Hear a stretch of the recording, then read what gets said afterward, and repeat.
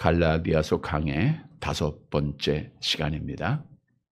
먼저 2025년도 맥주 감사절을 맞이하여 감사의 풍성한 열매들이 여러분의 가정 위에 함께 하시기를 축복합니다. 우리 맥주절은 말 그대로 보리나 밀의 추수를 감사함으로 드려진 절기입니다. 출애굽기서 23장 16절 함께 봅니다. 맥주절을 지키라. 이는 내가 수고하여 밭에 뿌린 것에 첫 열매를 거둠이라. 맥주절의 다른 이름들이 있죠. 6월절로부터 7주가 지나서 지켰다라고 해서 77절. 그리고 첫 열매를 감사함으로 지키기에 초실절이라고도 하죠. 출애굽기 34장 22절 함께 봅니다. 77절 곧 맥주의 초실절을 지키고, 그리고 신약시대에는 이 맥주절을 오순절이라고 했는데 6월절 중 누룩 없는 떡을 먹는 둘째 날로부터 50일째 되는 날이다. 그래서 오순절이라고 불렀습니다. 그런데 오순절에는 신약시대에 놀라운 일이 있었죠. 사도행전 2장 1절 2절 함께 봅니다. 오순절 날이 이미 이름에 그들이 다 같이 한 곳에 모였더니 호련히 하늘로부터 급하고 강한 바람 같은 소리가 있어 그들이 앉은 온 집에 가득하며. 오순절에 뭐가 임한 거예요? 성령님이 임하신 거예요. 그래서 맥주절은 다른 이름으로 77절, 초신절, 오순절이라고도 합니다. 자, 그런데 이 오순절에 성령을 받은 제자들이 나아가서 복음을 전하여 이 땅에 하나님의 교회를 시작하죠. 이게 기독교회의 시작입니다. 우리 기독교는 유대교에서 나온 것도 아니고 천주교에서 나온 것도 아니고 예수님으로부터 시작된 종교입니다. 따라서 맥주절은 하나님께서 올 한 해 우리에게 처음으로 열매를 맺게 하신 그 은혜를 기억하고 감사하는 절기요, 이 땅에 성령을 보내주신 것에 대한 감사 절기입니다. 성령으로 아니하고는 누구든지 예수를 주라 시인할 수 없다 말씀한 것처럼 우리가 성령이 이 땅에 임하지 않았으면 우리가 예수를 믿을 수가 없어요. 그래서 이 맥주절이 정말 하나님의 은혜를 기억하고 감사해야 할 절기입니다. 여러분, 하나님께서 우리에게 향하신 뜻이 뭐죠? 암송해 볼까요? 데살로니가전서 5장 18절 범사에 감사하라. 이것이 그리스도 예수 안에서 너희에게 향하신 하나님의 뜻이니라. 하나님의 뜻은 뭐예요? 범사에 감사하라. 이건 모르는 분은 아무도 없을 거예요. 그런데 때로는 감사보다는 원망과 불평이 앞설 때가 참 많습니다. 오랫동안 신앙생활 했음에도 불구하고 때로는 내 뜻대로 안 되고 기도가 응답이 없고 내 소원대로 되지 않고 또 불치의 병에 걸리고 어려운 일이 생기면 나도 모르게 자연스럽게 원망하고 불평이 나온다는 거예요. 그런데 원망과 불평은 나 중심의 신앙을 가지고 있기 때문입니다.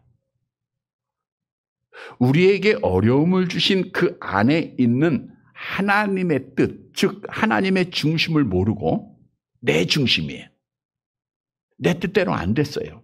내가 아파요. 그래서 우리가 원망을 하게 된다는 거예요. 그런데 중요한 것은 원망과 불평을 하면 그 결과는 뭐예요? 멸망을 받는다는 거예요.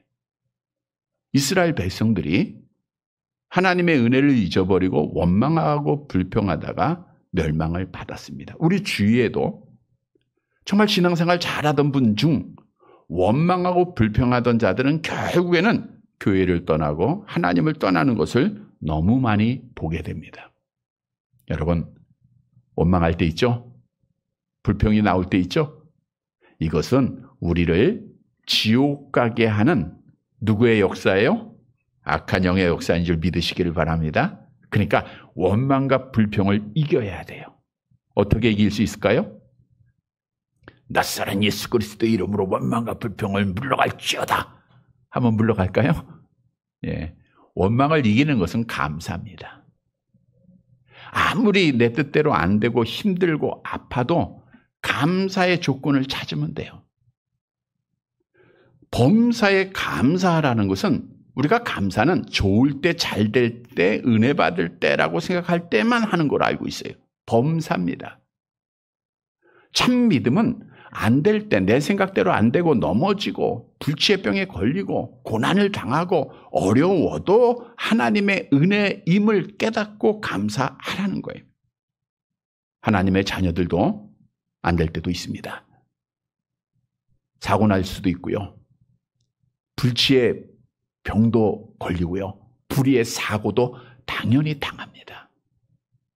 그런 중에도 그것이 하나님의 은혜인 것을 알고 하나님의 섭리가 있음을 알고 감사하라는 거예요. 항암 치료를 150회 받은 분이 이런 고백을 해요. 암은 복이고 죽음은 소망이다. 참 멋진 고백이죠. 한번 잊어버리지 않기 위해서 한번 따라해 볼까요? 암은 복이고 죽음은 소망이다. 시작. 예, 복이다니까 이게 은혜라는 거죠. 그러니까 암은, 여기서 암이라는 것은 나는 아닌데 이게 아니라 여러분이 가지고 있는 문제들을 생각해 보세요. 머리 아프고 허리 아프고 다리 아프고 또 뭐 여러 가지 병에 있고 그게 뭐예요? 복이에요. 하나님의 은혜라는 거예요. 허리 아픈 게 하나님의 복이고 죽음은, 그러니까 이분이 이제 죽음을 앞둔 거예요. 그러니까 죽음은 뭐예요? 소망이다. 다시 한번 해볼까요? 그 앞에 암 대신에 여러분이 가지고 있는 문제를 한번 넣어보세요. 여러분이 가지고 있는 어려운 것들. 한번 같이 한번 가요. 시작. 해보세요. 예. 어디 아픈 게? 예, 복이고, 예, 저는 이제 허리가 많이 아프니까 허리 아픈 게 복이고 죽음은 소망이다. 자, 이 믿음을 가지고 있다고 하면 끝까지 믿음 지킬까요? 못 지킬까요? 당연히 지키죠. 암이 와도 어떤 사고를 당해도 이런 믿음이 있으면 감사함으로 끝까지 믿음을 지킬 수 있다는 거예요. 성경은 감사하는 자가 하나님 앞에 구원받을 것을 약속합니다. 암송합니다. 시편 50편 23절. 감사로 제사를 드리는 자가 나를 영화롭게 하나니 그의 행위를 옳게 하는 자에게 내가 하나님의 구원을 보이리라. 감사의 행위를 옳게 하는 자에게 내가 하나님의 구원을 보이리라. 오늘 본문의 말씀은 맥주 감사절을 맞이하여 정말 범사에 감사하기 위해서 하나님께서 우리에게 베풀어 주신 은혜가 무엇인가를 교훈해 주고 있습니다. 따라서 오늘 말씀을 통해서 우리가 범사에 감사해야 되잖아요. 한순간도 하나님께서 나에게 주어진 은혜가 무엇인가를 분명히 믿고 그 은혜를 기억하고 범사에 감사해서 하나님께서 주신 구원의 복을 받는 사랑하는 성도들이 되시기를 간절히 바랍니다. 첫째 대지로 하나님의 말씀으로 인도해 주신 것 감사해야 돼요. 그러니까 지금까지 하나님이 말씀으로 우리를 인도해 주셨다는 거예요. 1절 말씀 함께 봅니다. 갈라디아서 2장 1절 함께 봅니다. 14년 후에 내가 바나바와 함께 디도를 데리고 다시 예루살렘으로 올라갔더니 14년 후, 회심한 후가 아니라 처음 예루살렘을 방문한 14년이 지난 후를 의미하고 있는데 사도행전을 보니까 사도 바울이 예루살렘을 방문한 것이 5차례입니다. 그 프린트풀에 나와 있으니까 빨리 볼게요. 첫 번째는 주 35년, 회심하고 3년 후에 베드로를 만나기 위해서 지난주에 말씀드렸죠. 예, 방문한 거고 35년입니다.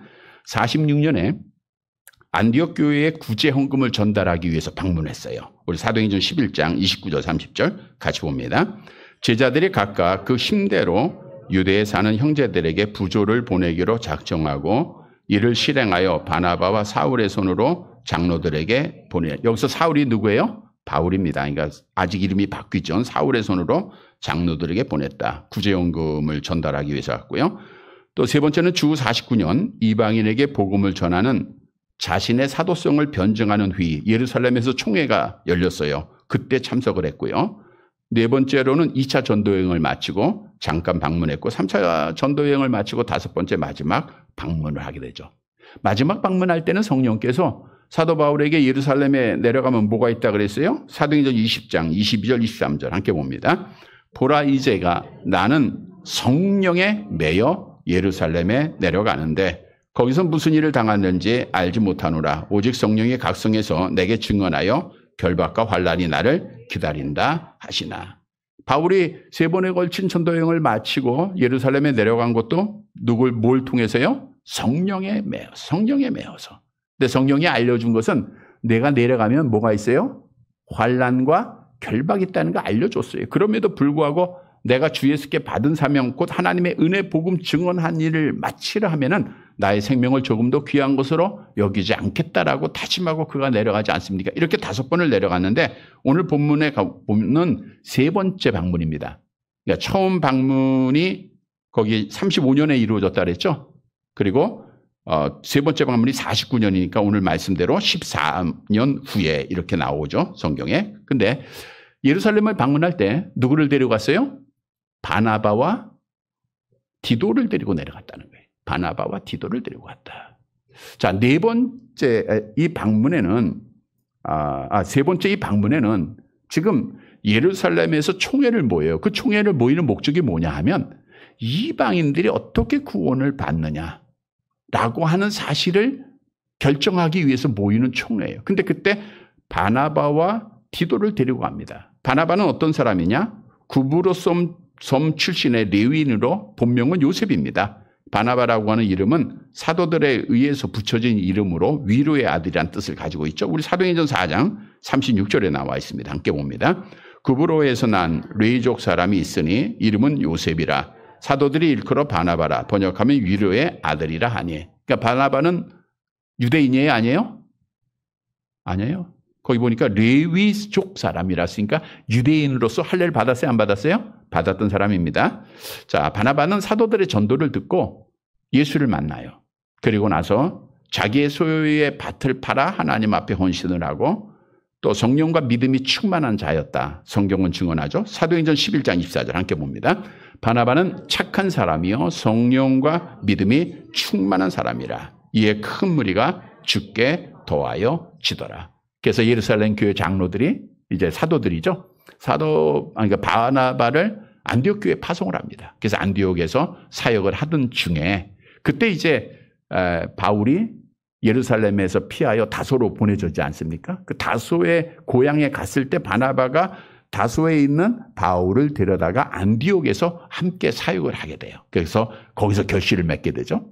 후에 안디옥 교회가 1차 전도 여행을 할 때 바나바와 바울을 첫 선교사로 파송을 합니다. 그런데 2차 전도 여행 때 이 바나바는 마가를 데리고 가라. 그리고 바울은 그걸 또 반대했죠. 그래서 심히 다퉈요. 사도행전 15장 39절 함께 봅니다. 서로 심히 다투어 피차 갈라서니 바나바는 마가를 데리고 배 타고 구브로로 가고. 근데 중요한 것은 이 이후에 바나바의 사역은 기록되어 있지 않다는 거예요. 중심이 이제 바울에 맞춰져 있다는 것이죠. 자, 어떻든 이 바나바를 데리고 갔고요. 그 다음에 디도라고 하는 사람은 공경하다라는 뜻입니다. 헬라인이에요. 유대인이 아닙니다. 바울 사역 초기에 그리스도의 복음을 받아들여서 바울이 참내 아들이다라고 칭했기도 했죠. 우리 디도서 1장 4절 함께 봅니다. 같은 믿음을 따라 나의 참 아들 된 디도에게 편지하노니. 디도는 바울의 보냄을 받고 이제 훈련받고 지도자가 돼서 고린도 교회에서도 목회를 했고요. 나중에는 로마에서 달마디아로 가서 평생 복음을 전하다가 죽게 됩니다. 디모데후서 4장 10절에 나와 있죠. 같이 볼게요. 데마는 이 세상을 사랑하여 나를 버리고 데살로니가로 갔고 그레스게는 갈라디아로 디도는 달마디아로 갔고. 근데 이 말씀을 잘못 해석하면 데마가 세상을 사랑하여 나를 버리고 데살로니가 갔다 그래서 디도도 세상을 사랑하여 달마디아로 갔다 이렇게 해석하는데 그건 아니고요. 데마만 반영을 한 거고 그다음에 나머지 그레스게나 디도는 복음을 전하기 위해서 사도 바울의 파송을 받았다라는 뜻입니다. 자, 근데 여기서 중요한 것은 다른 사람이 아니라 누굴 데려갔어요? 바나바와 디도를 데려갔단 말이에요. 간 이유가 뭐예요? 지금 예루살렘에서 뭐가 뭐예요? 총회로 모이는데 어떤 회의냐? 이방인의 구원은 과연 어떻게 이루어지는가를 결정하는 회의예요. 그 가운데 이 두 사람은 매우 중요합니다. 왜냐? 바나바는 1차 전도 여행 때 바울과 함께 다니면서 이방인들이 구원받는 걸 봤어요? 안 봤어요? 봤잖아요. 실제 눈에 봤잖아요. 그러니까 바나바가 증언을 할 수 있어요. 뿐만 아니라 디도는 이방인으로서 할례를 받지 않았지만 구원받았잖아요.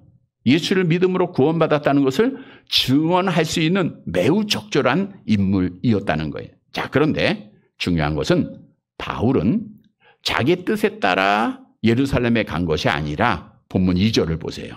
뭘 따라갔어요? 같이 봅니다. 계시를 따라 올라가 내가 이방 가운데서 전파하는 복음을 그들에게 제시하되 유력한 자들에게 사사로이 한 것은 내가 다름질하는 것이나 다름질한 것이 헛되지 않게 하려 함이라. 계시를 따라갔어요. 누구의 계시예요? 하나님의 계시죠. 성령의 계시죠. 그래서 가서 이방 가운데 전파된 복음을 그들에게 제시해요. 그러니까 사도 바울이 그 다름질했다고 하는 것은 뒤도 쳐다보지 않고 오직 이방인의 구원을 위해서 달려갔다 그건데 사도 바울이 전한 복음이 뭡니까? 뭐로 구원받는 거예요? 믿음으로 구원. 오직 믿음으로 사람이 의롭게 된다는 것. 아무것도 필요 없다는 것. 오직 믿음으로 누구라도 구원받게 된다는 것에 다름질한 거예요. 그것이 헛되지 않게 하기 위해서라는 것은 그 사실을 바나바나 디도를 통해서 증명하고 확증받기 위해서 그가 갔다라고 하는 사실을 말씀해 주고 있어요. 자, 그런데 여기서 중요한 것은 바울이 스스로 자기 뜻대로 예루살렘에 간 것이 아니라는 거예요. 예루살렘에서 회의를 모이게 하신 분도 누구예요? 하나님이셨고. 그리고 누가 계시를 했어요? 하나님이 바울에게 계시를 해서 그를 예루살렘으로 인도해 주셨다는 거예요. 다시 말씀드리면 사도 바울의 길을 누가 인도해 줬어요? 하나님이 계시로 계속해서 인도해 주셨다는 거예요. 여러분, 정말 우리가 이 험한 세상 내 마음대로 내 뜻대로 갈 수가 없어요. 사도 바울이 하나님의 계시를 받아 움직였고, 아니 하나님이 계시를 통해 그를 인도해 주셨듯 오늘도 하나님께서는 계시를 통하여 우리를 인도해 주신다는 거예요. 이 얼마나 놀라운 은혜입니까? 그래서 이 은혜를 깨닫고 하나님 앞에 감사하는 거예요. 우리가 사도행전을 좀 더 첨가해 보면 사도 바울은 회심한 후에 항상 하나님의 계시로 움직였는데 본래 바울이 2차 전도 여행을 계획하면서 1차 전도 여행지였던 소아시아 지역을 다시 한번 방문해 보고 싶었어요. 사도행전 15장 36절에 나와 있죠. 함께 봅니다. 며칠 후에 바울이 바나바더로 말하되 우리가 주의 말씀을 전한 각 성으로 다시 가서 형제들이 어떠한가 방문하자 하고 우리가 세웠던 교회들이 어떻게 잘 있는가 그거 확인하기 위해서 2차 전도 계획을 세웠던 거예요. 근데 사도행전 16장 6절에 보세요. 함께 봅니다. 성령이 아시아에서 말씀을 전하지 못하게 하시거늘 그들이 부르기아와 갈라디아 땅으로 다녀가. 못하게 하셨다는 것은 반대하다, 금지하다, 거절했다라는 뜻이에요. 가야 되는데 성령이 막아요. 강력하게 막았다는 거예요. 그래서 할 수 없이 아시아로 향하지 않고 유럽으로 이제 가게 되는 것을 볼 수가 있죠. 자, 그런데 중요한 것은 사도 바울이 하나님의 그 일을 계획하고 2차 전도 여행을 준비하면서 자, 기도를 했을까요? 안 했을까요? 그러니까 사도 바울이 이제 1차 연전이 마치고 2차 전도 여행 해야 되잖아요. 그럼 기도했어요? 안 했어요? 예, 기도했잖아요. 열심히 준비했을 겁니다. 그런데 기도하고 준비했을지라도 하나님이 막으셨다는 거예요. 여러분, 우리가 이 땅에서 열심히 기도하고 열심히 내 생각대로 준비해도 하나님이 막으실 때가 있어요. 이 말은 뭐하면, 바꿔 얘기하면 내 뜻대로 안 되고 하나님의 뜻대로 되는 거예요. 우리가 잘 아는 말씀도 있잖아요. 잠언서 16장 9절 암송해 볼까요? 사람이 마음으로 자기의 길을 계획할지라도 그의 걸음을 인도하신 이는 여호와시니라. 그래서 모든 것이 하나님의 뜻대로 나의 생각은 반드시 되며 나의 경영하는 것은 반드시 이루리라고 하는 이사야서 14장 말씀이 그대로 됨을 우리가 믿어야 돼요. 자, 그런데 중요한 사실은 하나님은 사도 바울의 길만 인도해 준 거 아니에요. 오늘도 지금 이 순간도 하나님께서는 계시를 통하여 하나님의 자녀들을 인도해 주시고 있다는 거예요. 나는 지금 누구의 인도를 받고 있어요? 하나님의 인도를 받고 있다는 거예요. 뭐로? 계시로. 그러니까 여러분들 하나님의 계시 받아야 돼, 안 받아야 돼요? 받아야 되죠. 어떤 계시 받았어요? 직접 말씀 들었나요? 꿈 꿨어요? 환상 봤어요? 물론 신비주의자들은 환상도 보고 꿈도 꾸고 하지만 지금 하나님의 계시는 성경 66권으로 완성이 됐잖아요. 우리 계시록 22장 18절 함께 봅니다. 내가 이 두루마리의 예언의 말씀을 듣는 모든 사람에게 증언하노니 만일 누구든지 이것들 외에 더하면 하나님이 이 두루마리에 기록된 재앙들을 그에게 더하실 것이요. 그러니까 성경 66권으로 하나님의 계시는 종결이 됐는데 하나님은 계시로 하나님의 자녀를 인도해줘요. 그러니까 지금은 하나님이 뭘 가지고 우리 인도하는 거예요? 하나님의 말씀으로 인도해 주시는 거예요. 그래서 하나님의 말씀으로 내가 인도함 받았구나. 하나님의 말씀이 나를 지키셨구나. 라고 하는 것을 우리가 하나님의 은혜인 줄 깨달아야 돼요. 여러분, 성경 말씀은 내가 고난받을 때 위로가 되죠. 우리에게 소망을 주죠. 우리 시편 119편 50절 같이 봅니다. 이 말씀은 나의 고난 중에 위로라. 주의 말씀이 나를 살리셨기 때문에. 많은 간증 듣잖아요. 정말 말씀으로 살아났다는 분이 얼마나 많습니까? 말씀으로 인도해 주신 거예요. 성경 말씀은 우리가 정말 어디로 가야 할지 알지 못할 때 우리에게 답을 줘요. 갈 길을 인도해 줍니다. 시편 119편 105절 암송합니다. 주의 말씀은 내 발의 등이요 내 길에 빛이 니이다.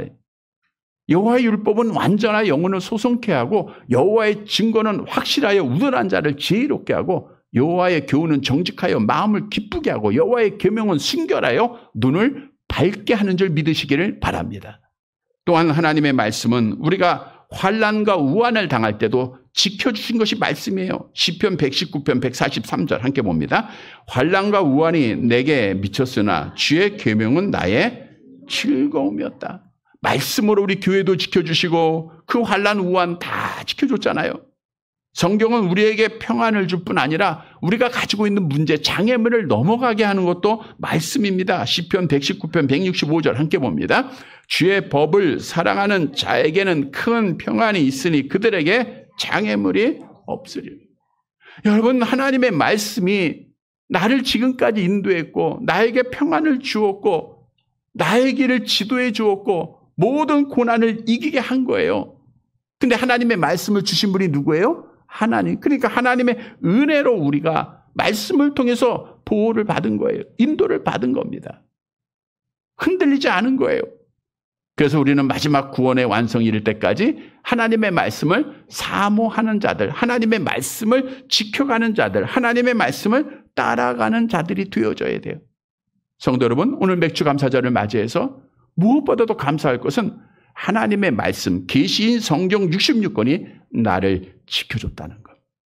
나를 지금까지 인도해 주셨다는 것. 이것 하나님의 은혜인 줄 알고 감사하는 성도들이 되시기를 간절히 바랍니다.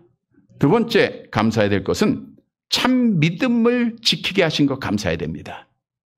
많은 미혹과 유혹이 있음에도 그래도 내가 참 믿음 지킨 거, 이거 하나님의 은혜입니다. 본문 3절 말씀 볼게요.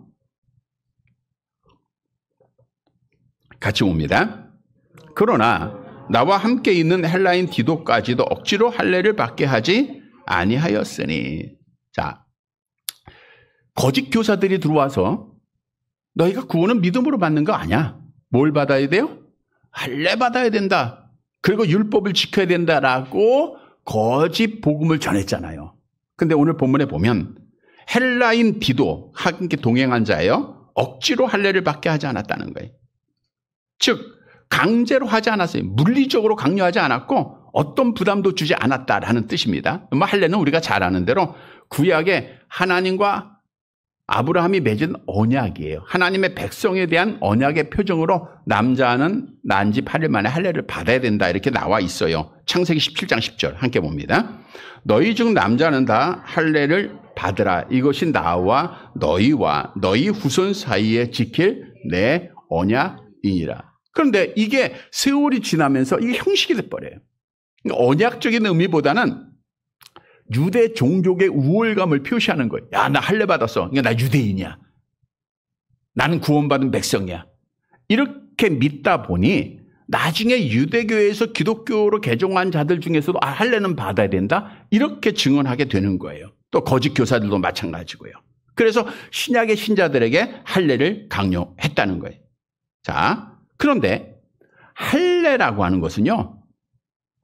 예수께서 완성하신 복음을 흐리게 하는 겁니다. 십자가의 사건으로 구원이 완성됐어요? 안 됐어요? 완성됐잖아요. 더 필요해요? 안 필요해요? 어떤 게 필요가 없어요. 근데 할례 받아야 한다 하니 하나가 더 필요해지는 거예요. 율법 지켜야 한다니 많은 것이 더 필요가 있는 거예요. 그러니까 하나님의 구원의 완성을 무효화시키는 겁니다. 그것은 거짓 증언이에요. 거짓 복음입니다. 4절 말씀 함께 봅니다. 이는 가만히 들어온 거짓 형제들 때문이라. 그들의 가만히 들어온 것은 그리스도 예수 안에서 우리가 가진 자유를 엿보고 우리를 종으로 삼고자. 가만히 들어왔다는 것은 스파이, 간첩처럼 들어왔다는 거예요. 몰라요, 사람들이. 근데 와서 하는 일은 가만히 들어와서 하는 일이 뭐예요? 우리를 종으로 삼고자. 자, 우리는 오직 믿음으로 죄에 대해서 자유했어요, 안 했어요? 자유했죠. 의롭다 받았으니까. 그런데 너희 율법 지켜야 돼. 그럼 또다시 뭐가 해야 돼요? 죄의 종이 되는 거잖아요. 율법 지킬 수가 없어요. 우리가 또 죄의 종이 되는 거예요. 마귀의 종이 되는 겁니다. 그러하기 위해서 이들이 가만히 들어왔다 이거예요. 그러나 사도 바울은 한순간도 그들의 미혹에 넘어지지 않았죠. 계속해서 내려가 볼게요. 5절 같이 봅니다. 그들에게 우리가 한시도 복종하지 아니하였으니 이는 복음의 진리가 항상 너희 가운데 있게 하려 함이라. 한시도 한순간도 미혹을 받지 않았고 그들의 거짓된 주장에 넘어가지 않았다. 굴복하지 않았다라고 하는 거예요. 다시 말하면 사도 바울은 하나님의 은혜로 수많은 미혹들이 있었어요. 그럼에도 그는 참 믿음을 하나님의 은혜로 지킨 거예요.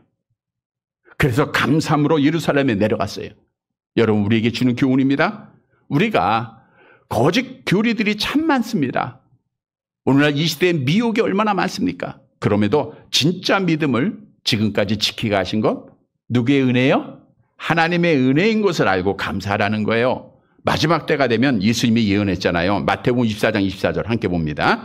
거짓 그리스도들과 거짓 선지자들이 일어나 큰 표적과 기사를 보여 할 수만 있으면 택하신 자들도 미혹하리라. 그러니까 표적과 기사, 눈에 보이는 것으로서 뭐 각종 병을 고쳐주고 이상한 능력을 행함으로 사람을 미혹합니다. 그런데 이들은 광명한 천사로 가장한 사단들이에요. 거짓 선지자들은 우리 마태복음 7장 15절 보세요. 같이 볼게요. 거짓 선지자들을 상가라. 양의 옷을 입고 너희에게 나오나 속에는 노략질하는 양이라. 그런데 중요한 것은 이들의 속임수에 빠져 넘어가면 어떻게 돼요? 데살로니가 후서 2장 9절 10절 계속 봅니다. 악한 자의 나타남은 사탄의 활동을 따라 모든 능력과 표적과 거짓 기적과 불의와 모든 속임으로 멸망하는 자들에게 있으리니 이는 그들이 진리의 사랑을 받지 아니하여 구원함을 받지 못하며. 넘어가면 멸망받는 거예요. 넘어가면 지옥 가는 겁니다. 자, 그런데 보세요. 여러분 주위에 또 지금까지 우리가 신앙생활 하면서 얼마나 많은 미혹이 있습니까? 지금 수많은 이단들이 있는데 거기에 빠진 대부분의 사람들이 새롭게 믿음 가진 거 아니에요. 교회에서 넘어간 자들입니다. 하나님의 자녀라고 했던 자들이 다 넘어간 거예요. 여러분, 근데 우리는 지금 안 넘어가고 있잖아요. 이거 누구의 은혜예요? 하나님의 은혜예요. 내가 잘나서 내가 똑똑해서가 아니라 하나님의 은혜로 내가 참 믿음을 지금 지키고 있는 거, 이거 진짜 하나님의 은혜입니다. 이 은혜 기억하고 하나님 앞에 감사하는 살아가는 성도들이 되시기를 간절히 바랍니다. 세 번째로 복음으로 구원받게 하신 것 감사해야 돼요. 본문 6절 말씀 함께 보도록 할게요. 6절 같이 봅니다. 유력하다는 이들 중에 본래 어떤 일이든지 내게 상관이 없으며 하나님은 사람은 외모로 취하지 아니하시나니 저 유력한 이들은 내게 의무를 더하여 준 것이 없고, 유력한 이들은 예루살렘 교회 지도자입니다. 밑에 보니까 베드로와 요한과 야고보를, 야고보는 예수님의 동생 야고보를 말하는 거예요. 세 사람을 지칭하고 있습니다. 이들이 본래 어떤 이든지 내게 상관이 없으며 하나님은, 그러니까 내게, 사도 바울에게 사도권을 주는 것에 대해서 상관이 없다는 거예요. 왜냐하면 하나님은 사람을 외모로 취하지 않은 것을 이들이 알았기 때문이라는 건데, 가로쳤다는 것은 이제 유력한 자들이 이런 사람이라는 것을 설명하고 있는 것을 말씀해 주고 있는 겁니다. 자, 7절 계속해서 볼게요.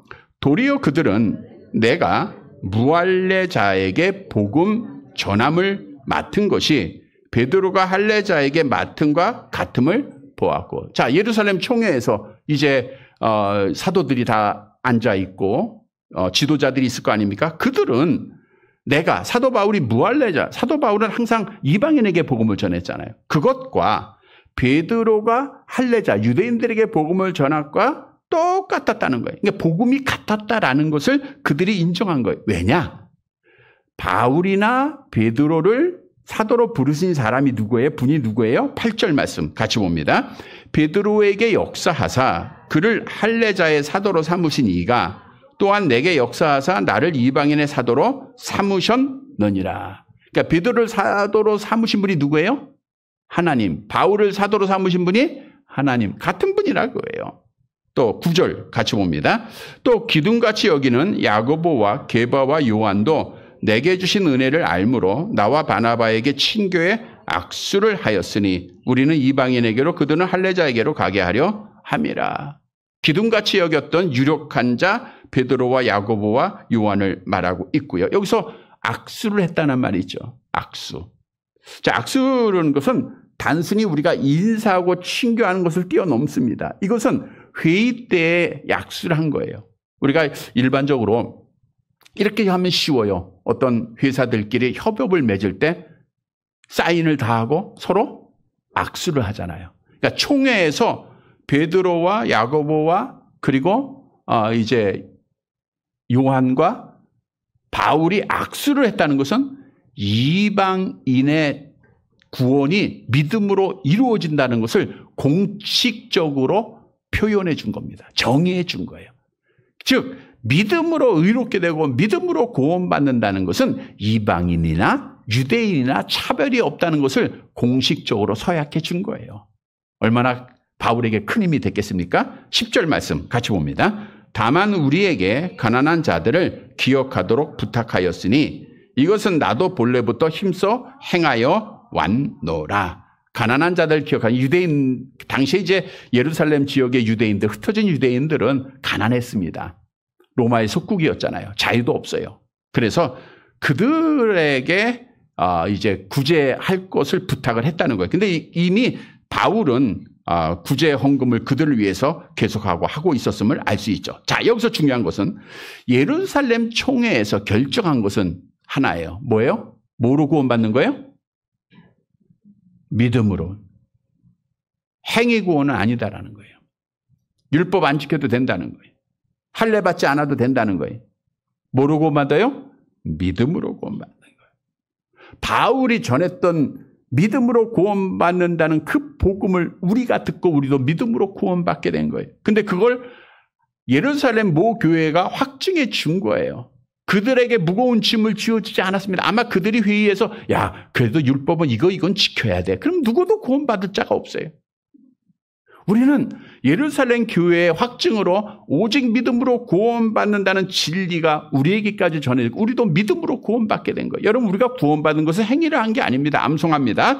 너희가 그 은혜에 의하여 믿음으로 말미암아 구원을 받았으니 이것이 너희에게서 난 것이 아니요 하나님의 선물로 받은 거예요. 자 그러면 왜 하나님께서 많은 사람들 가운데 우리를 택하시고 우리를 믿음으로 구원해 주셨습니까? 베드로전서 2장 9절 같이 봅니다. 그러나 너희는 택하신 족속이요 왕 같은 제사장들이요 거룩한 나라요 그의 소유가 된 백성이니 이는 너희를 어두운 데서 불러내어 그의 기이한 빛에 들어가게 하신 이의 아름다운 덕을 선포하게 하려 하심. 아름다운 덕 하나님의 복음을 선포하게 하려 하심이라고 말씀해 주고 있습니다. 너희가 믿음으로 구원받았으면 믿음으로 구원받는다라고 하는 복음을 선포하라는 거예요. 전하라는 겁니다. 성도 여러분, 오늘 말씀을 통해서 우리는 뭐로 구원받았어요?